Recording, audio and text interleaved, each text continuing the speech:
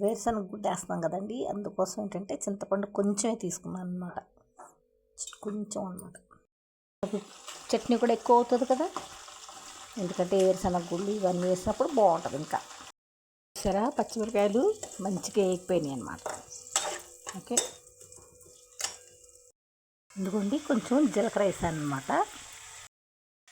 మనకు టేస్ట్కి సరిపడా సాల్ట్ కానీ ఉప్పు కానీ.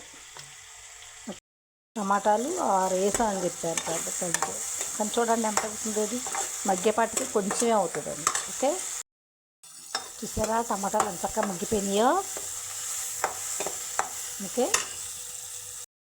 చూడండి కరెక్ట్గా అయితే ఒక గరిటికి కూడా రావాలి.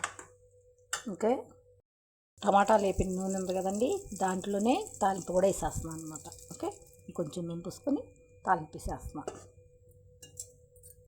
ఇదిగోండి మా చట్నీ రెడీ అయిపోయింది. అవునా.